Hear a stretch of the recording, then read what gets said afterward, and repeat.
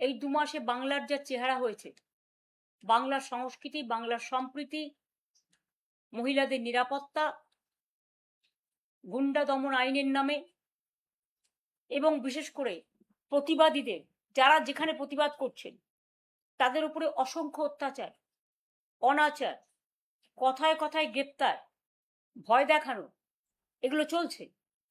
এবং বিজেপির নিজস্ব সংগঠন নেই বলে তারা কিছু বেঈমানকে বেছে নিয়েছে, যারা কোনোদিনই বিজেপির বিরোধিতা করবে না, আর করলেও সেটা লোক দেখানো। এরা মানুষের কথা বলবে না, কর্মীদের কথা বলবে না, এটা আমরা বলবো। মনে রাখবেন, আমাদের সবকিছু কেড়ে নিলেও আমাদের হৃদয় জুড়ে মানুষ আর মানুষ, কর্মী আর কর্মী। আজও আমি হাওড়ার মিটিং করেছি, গতকালও বেহালার করেছি, পরশুদিনও গার্ডেন রিচ পোর্টে খিদিরপুরের করেছি, এরপর পরও আছে, তার আগেও করেছি। আমি এটা করে যাব। আমাদের কর্মীদের কোথাও মিটিং করার পারমিশন দেওয়া হচ্ছে না এলাকায়। যারা এলাকায় মিটিং করতে পারবেন না তাদের জন্য আমার অফিস উন্মুক্ত আছে। এখান থেকেই আমি তৃণমূল কংগ্রেস তৈরি করেছিলাম। এখান থেকেই সারা জীবন আমি 1984 সালে এমপি হওয়ার পর থেকে, এবং তার আগেও আমি যখন ছাত্র রাজনীতি করতাম, আমি এখান থেকেই কার্যালয় চালাতাম। সেদিন যদি করতে পারি, আজকেও করতে পারবো। আজকে কোনো পার্টিকে টার্গেট না করে আজকে আমাদের জোর করে হারানো হয়েছে। একদিন না একদিন তো সব প্রমাণ হবে, প্রমাণ হতে শুরু হয়েছে। এবং সমস্ত এজেন্সি, সেন্ট্রাল ফোর্স, আমি জানি না কোনোদিন না কোনোদিন তো এরা দিল্লি থেকে পাওয়ার থেকেও চলে যাবে। যেদিন দিল্লি থেকে পাওয়ার থেকে চলে যাবে, সেদিন মনে রাখবেন ভয় ইন হয়ে যাবে। আজকে যাদের ভয় দেখাচ্ছেন, ভয় দেখিয়ে আইসি তাদের, আমি সরি, আমি পুলিশের সাথে কথা বলছি, কাজ করেছে, আমার লজ্জা লাগছে। আমি তাদের সম্মান করি, তাদের পরিবারকেও সম্মান করি, তারা একটা ফোর্স। আমি ফোর্সকে অলওয়েজ তার ন্যূনতম মূল্য দিই। কিন্তু যখন দেখি তারা বিজেপির কথায় সবাইকে গিয়ে ভয় দেখায়, এবং আইসি হয়েছে এখন বিজেপির ব্লক সভাপতি, এবং এসপিরা হয়েছে বিজেপির জেলা সভাপতি, তারা এলাকায় এলাকায় গিয়ে এমএলএদের ভয় দেখাচ্ছেন, আমার যারা অ্যাক্টিভ ওয়ার্কার তাদের ভয় দেখাচ্ছেন, সমস্ত মিউনিসিপ্যালিটি ভেঙে দিচ্ছেন ভয় দেখিয়ে, জেলা পরিষদ, গ্রাম সভা জোর করে দখল করছেন, পঞ্চায়েত, এবং গিয়ে বলছেন হয় ওই শিবিরে যাও, বিজেপির কোলে যারা দুলছে, তৃণমূলটাকে ভাঙো, আর তা নাহলে জেলে যাও। অনেকে জেলেও আছেন, কয়েকশো কর্মী জেলে আছে, সংখ্যাটা কয়েক হাজারও হতে পারে। আমি মনে করি যারা জেলের লড়াই চালাচ্ছেন, জেলে গেছেন, তাদের আমি কুর্নিশ জানাই।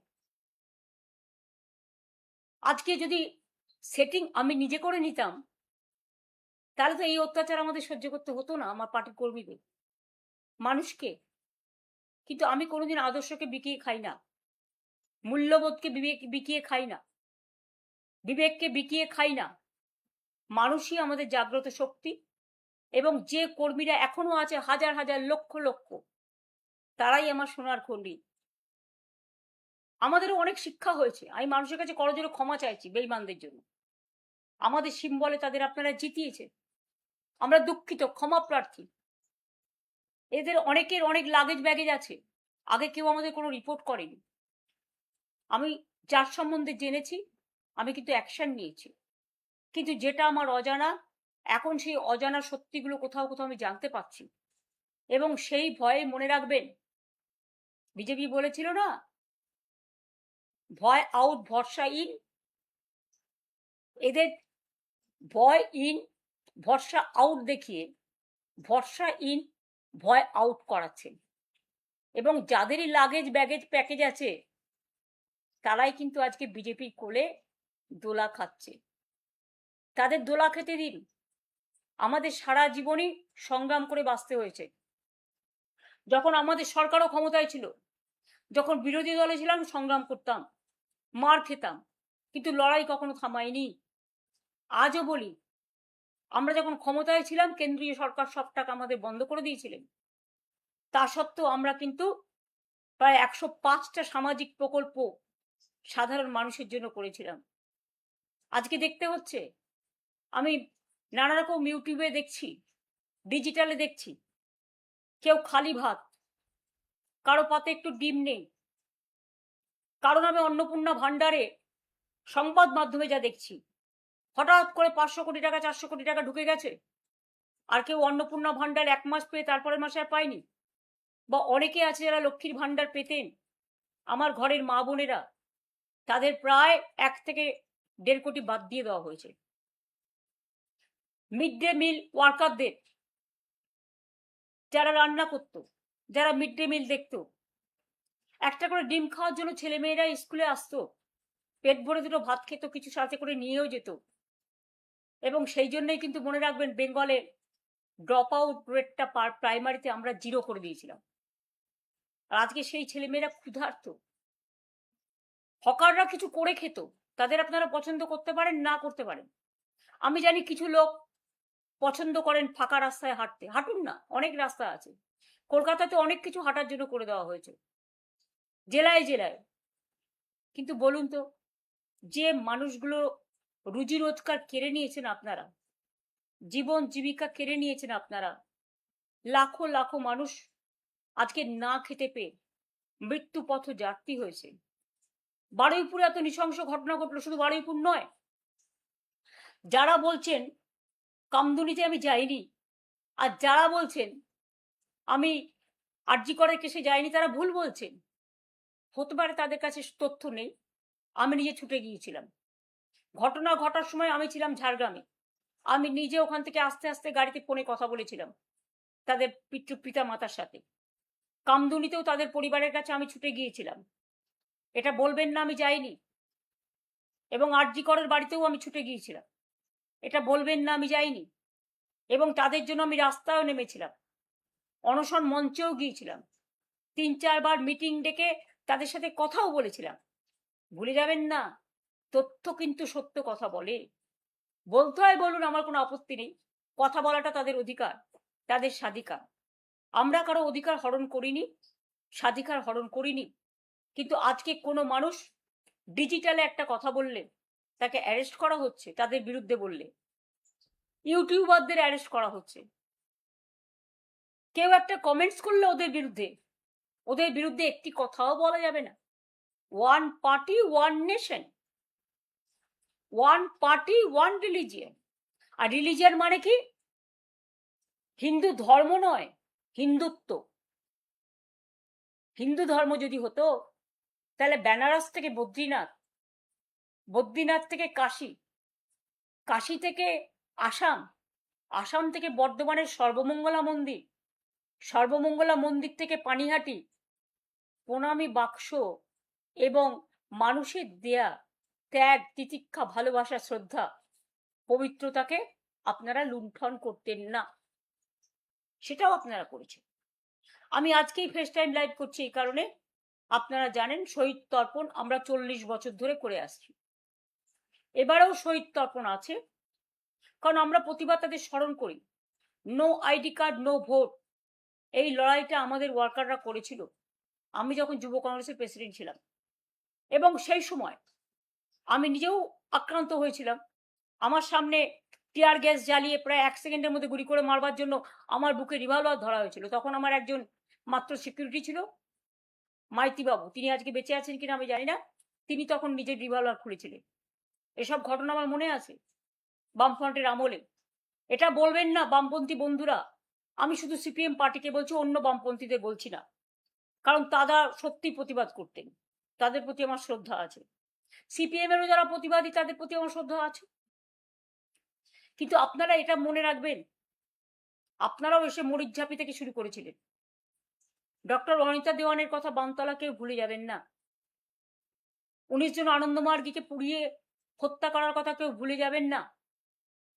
বিধান ভিআইপিতে গুলি চালানো, শান্তিপুরে কৃষক আন্দোলনে গুলি চালানো, শিক্ষক বিমলা দেখে হাওড়ায় গুলি চেলে হত্যা করা, রঘুনন্দন তিওয়ারিকে বেহালায় হত্যা করা, কুচবিহারের রবীন বিমান হায়দারকে হত্যা করা, সিঙ্গুর নন্দীগ্রাম তো অনেক পরে এসছে, হাওড়ার আমতায় 11 জনের হাত কেটে দেওয়া, অনেক ঘটনা ঘটেছে।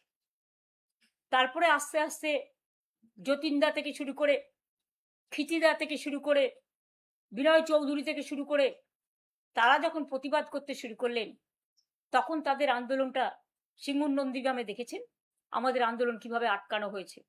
ডবল ডেকার বাস দিয়ে পুরো লুম্পেন বাহিনী আজ যা করে বেড়াচ্ছে, সেদিনকে ওনারাও অ্যাসিড বাল্ব নিয়ে এসেছিলেন আমার মুখে ঢালবেন বলে। রাতের পর রাত আমাকে অপেক্ষা করতে হয়েছে শুধু নন্দীগ্রামে যাব বলে। সিঙ্গুর আমাকে ঢুকতে না দেওয়ার জন্য 144 ধারা করা হয়েছে। আজকে সোনম ওয়াংচু যে অনশন করছেন, তার আজকে 18 দিন হয়েছে। আমি তার স্বাস্থ্যের খবর নিচ্ছিলাম গতকাল। মনে রাখবেন, আমি 26 দিন অনশন করেছিলাম যাতে কৃষি জমি জোর করে দখল করা না হয়। তারপরে আমরা ফিরিয়েও দিয়েছিলাম এবং আমরা কথা রেখেছিলাম এবং আমরা নতুন করে আইন করেছিলাম জমি কিনে নিতে হবে, জমি জোর করে কৃষি জমি দখল করা যাবে না। এরকম অনেক কিছু আছে। মানবিক অধিকার লঙ্ঘন করা যাবে না, লক আপ ব্রেথ করা যাবে না, এরকম অনেক আন্দোলন হয়েছে। আমি আমার জীবনে 21 দিন ধর্ণা দিয়েছিলাম মানবাধিকারের জন্য ধর্মতলায়। ভিখারি পাসওয়ান যখন নিখোঁজ হয়, আমি ওখানে বসেছিলাম ভদ্রেশ্বরে জুট মিলের সামনে 3 দিন। আমি নিজে সিঙ্গুরে 14 দিন ধর্ণা করেছিলাম, আবার একবার করেছিলাম, এবং 21 দিন মানবাধিকার ধর্ণা করেছিলাম ধর্মতলায়। তাছাড়াও আমি 26 দিন অনশন করেছিলাম মানুষের স্বার্থে। আর যখন করেছিলাম তখন আমরা খুব দুর্বল ছিলাম, কারণ 1997 সালে যখন আমি দলটা শুরু করি, তখন আমার সাথে মাত্র একজন এমপি ছিলেন। তখন গিয়ে আমরা দলটা শুরু করেছিলাম, কিন্তু 1998 সালের 1 জানুয়ারি আমরা সিম্বল পেয়েছিলাম এবং মাত্র 1 মাস 22 দিনের মাথায় আমরা ইলেকশনে কন্টেস্ট করেছিলাম।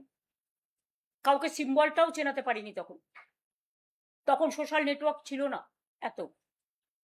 তা সত্ত্বেও মনে রাখবেন, মানুষের মন জয় করেছিলাম এবং 1998 সালে আমরা 7টা এমপি পাই, পরে আর একজন হয়, 8 জন।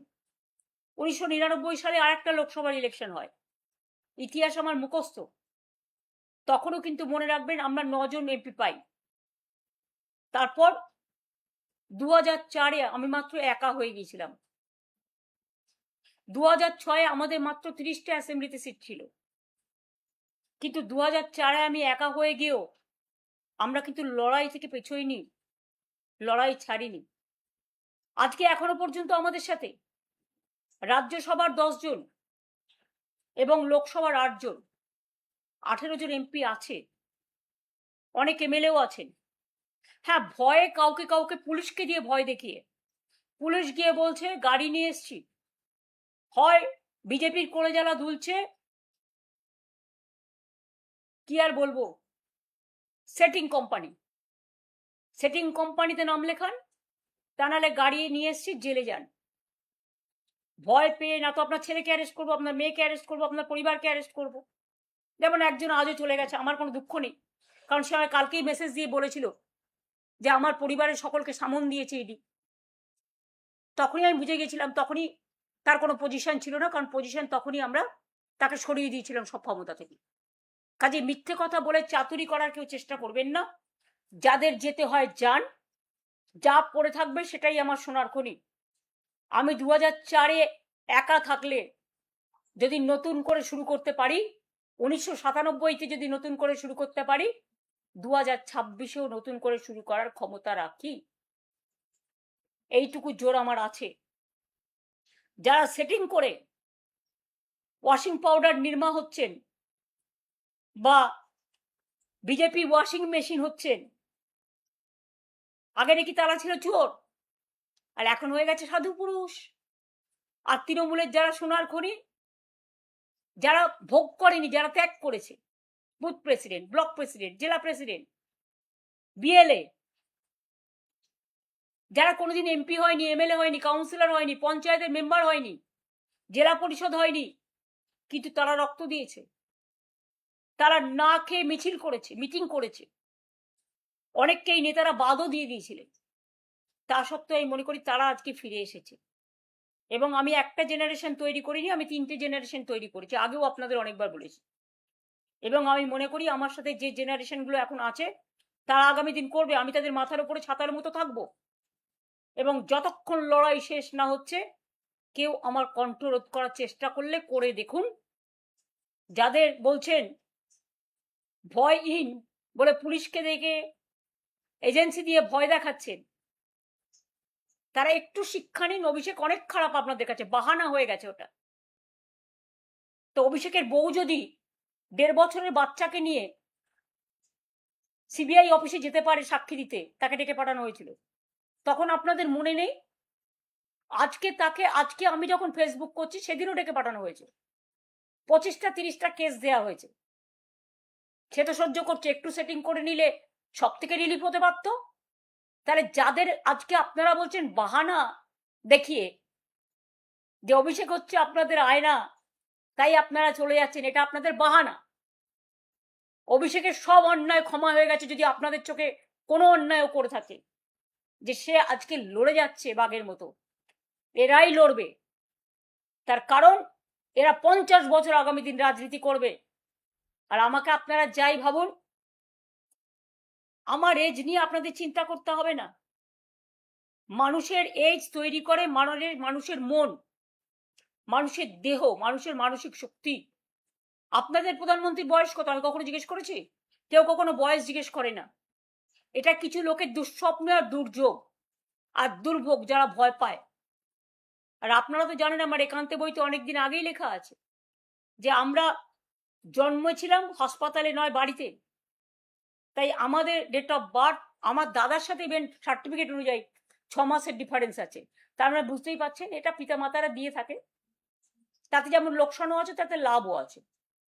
সেটা হয়েছিল বলে আমি যাদবপুরে প্রথম দাঁড়াতে পেরেছিলাম। তার নাহলে তখন আমার দাঁড়ানোর বয়সও ছিল না। আমি কৃতজ্ঞ আমার পিতামাতার কাছে। এরকম অনেকেরই আছে। অটলজিও আমাকে একসময় বলেছিলেন, আরো অনেকে আছে, আমি তাদের নাম বলতে চাইছি না, আজকে তিনি মারা গেছেন বলে বলছি। কাজে আপনাদের আমি একটা কথা বলি, বয়স দেখিয়ে মানুষকে অসম্মান করার চেষ্টা করবেন না। আনফর্চুনেটলি অনেকে ছোট বয়সেও মারা যান। আমরা কেউ চাই না, আমরা চাই পুষ্প মতো, ফুলের মতো তারা বেঁচে থাকুক। আজকে যারা বলছেন তাদের কি গ্যারেন্টি? লাইফের কোনো গ্যারেন্টি আছে কি? মানুষ জন্মালে মরতে হবে একদিন না একদিন। আপনারা তো ইলেকশনের রেজাল্ট বেরোবার দিন আমার বাড়ির সামনে দাঁড়িয়ে মিছিল করে বিজেপি পার্টি লুম্পেনরা বলেছিলেন হার্ট অ্যাটাক হয়ে মারা যাক। আরে তোমাদের শেষ না দেখা পর্যন্ত আমি আছি, আমি ছিলাম। মানুষের ভালোবাসায় থাকবো এবং কর্মীদের ভালোবাসায় থাকবো, আর লড়বো, গড়বো, বাঁচবো। মানুষের পরিবারের জন্য লড়াই করব, কর্মীদের জন্য লড়াই করব। আর আমার যা কর্মীরা আছে এনাফ, এবং অনেক নতুন ছেলে মেয়েরাও জয়েন করছেন, আমি তাদের আহ্বান জানাবো। পুরনোরা যারা চলে গেছেন তারাও ফিরে আসুন। আর একটা কথা বলি, 21শে জুলাই আমরা অপেক্ষা করছিলাম।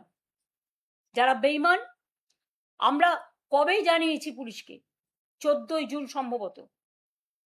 আর কয়েকদিন আগে ডেকে, আমাদের 2-3 দিন আগে সম্ভবত, ডিরেক্ট কেয়ার শোভনদাকে ডেকে পুলিশ বলছে কালীঘাট হাজরা মোড়ে মিটিং করুন। যেন মনে হচ্ছে এটা লোকাল প্রোগ্রাম, স্ট্রিট কর্নার করবো। ভাবলেন কি করে? যাই হোক, আজকে আমরা কৃতজ্ঞ মাননীয় আদালতের কাছে, কোর্টের পারমিশনে আমরা 21শে জুলাই, যদিও মেয়র রোড আমরা চেয়েছিলাম, আমাদের দেওয়া হয়নি, ব্যাকডেটে ওদের দেওয়া হয়েছে, দিঘি যা হয়ে গেছে হয়ে গেছে, কিন্তু আমাদের প্রোগ্রামের পারমিশন মাননীয় আদালত যেটা দিয়েছেন, আমরা রেসপেক্ট জানিয়ে বলছি, বিড়লা প্ল্যানেটারিয়ামের সামনে, আপনারা সবাই জানেন বিড়লা প্ল্যানেটারিয়ামের যে মোড়টা আছে সেইখানে আমাদের প্রোগ্রাম হবে। বেলা 11টা থেকে এসে আপনারা সবাই জমায়েত হবেন। আমার ছবির দরকার নেই, কারো ছবির দরকার নেই। তৃণমূলের সিম্বলটা দেবেন আর বিড়লা প্ল্যানেটেরিয়াম চলো বা কলকাতা চলো স্লোগানটা রাখবেন। আর জায়গাটা হচ্ছে বিড়লা প্ল্যানেটেরিয়াম আমাদের। ভুল করে অন্য জায়গায় যাবেন না। পুলিশ যদি অন্য জায়গায় ঢুকিয়েও দেয়, বাঁধ ভেঙে চলে আসবেন। এবং যে মানুষরা প্রতি বছর 21শে জুলাই শহীদ তর্পণ করেন, তাদের কাছে আমার হাত জোর করে আবেদন থাকবে, ওই দিনটা আপনারা আসবেন। ওই দিন আমরা 21শে জুলাই সহ সমস্ত শহীদদের আমরা স্মরণ করি। 40 বছর ধরে এই প্রোগ্রাম আমরা করে আসছি, এবং আমি একা থাকলেও প্রোগ্রাম করতাম। আমি আজকে একা নই, আমাদের সাথে লক্ষ লক্ষ মানুষ আছে। আমাদের সাথে কোটি কোটি মানুষ আছে, মানুষের ভালোবাসা আছে, মানুষের পরিবার আছে, আমার সহকর্মীরা আছে, আমার কর্মীরা আছে।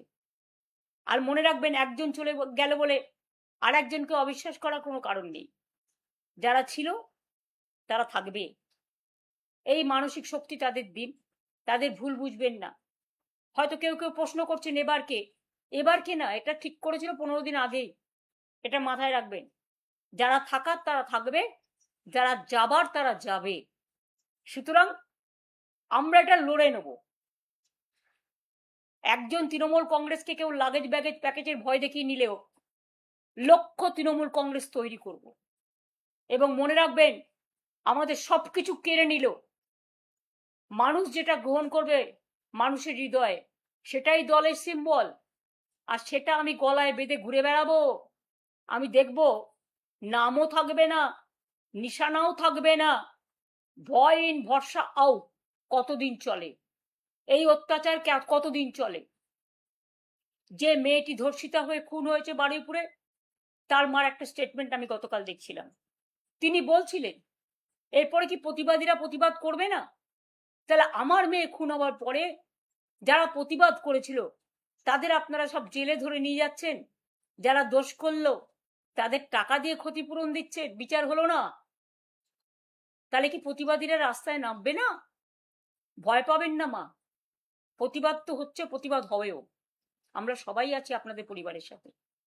আজ পর্যন্ত প্রায়, যেটা আমি ইউটিউবে দেখেছি, ডিজিটালে দেখেছি, বিভিন্ন সংবাদ মাধ্যমে দেখেছি, সংবাদ মাধ্যম তো আজকাল খবর দেয় না, গদি মিডিয়া ন্যারেটিভ আর নেগেটিভ করেই চলছে। টিআরপি তো এখন আর নেই, মানুষ দেখে না, টিআরপির যুগটাই চলে গেছে।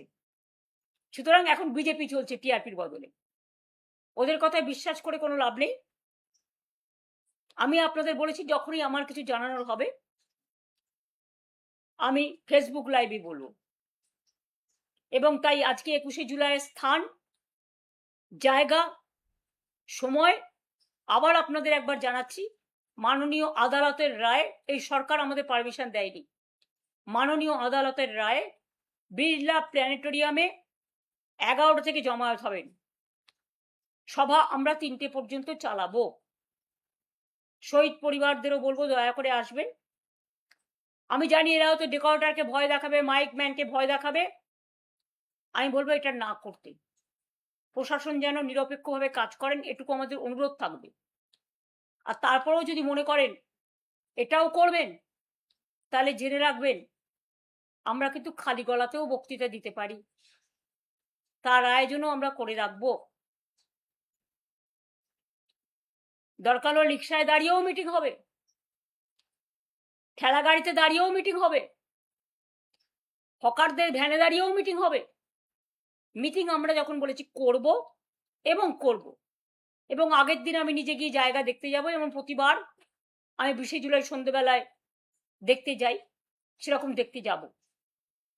আশা করি পুলিশ সহযোগিতা করবেন। আর ওখানে যেন বিজেপির লুম্পেনরা বা বিজেপির সেটিং পার্টিরা কোনো রকম আমাদের শান্ত মিটিংকে অশান্ত করতে না পারে, এর দায়িত্ব প্রশাসনকে নিতে হবে। আগাম অনুরোধ করছি। তার কারণ আগের দিন আমরা দেখেছি আপনারা কি অসভ্যতামিটা করিয়েছেন বিজেপিকে দিয়ে, রাস্তা ব্যারিকেড করে, সকাল 6টা থেকে ডিজে বাজিয়ে। অভিষেক বলেছিল একটা ডিজে বাজাবে, ডিজে তো সবাই বাজায়। তো অমিত বাবু, আপনিও তো অনেক কথা বলেছিলেন। কই, আমরা তো ইলেকশনে মিটিংয়ে বলে সবাই রাজনৈতিক দলের বিরুদ্ধে। তো এটা আমরা রাজনৈতিক ইলেকশনের সময়কার ব্যাপার, আমরা সেভাবেই নিই। আপনারা একতরফা গালাগালি দেবেন আর আমরা সেটা কাউন্টার করবো না। গণতন্ত্রে এটা হতে পারে নাকি? এ তো হিটলারকেও ছাড়িয়ে যাচ্ছেন, মুসোলিনিকেও ছাড়িয়ে যাচ্ছেন, সবাইকেই ছাড়িয়ে যাচ্ছেন অত্যাচারে এবং ধমক চমকে। একটাও তো ভালো কথা শুনি না, শুধু ধমকানি চমকানি।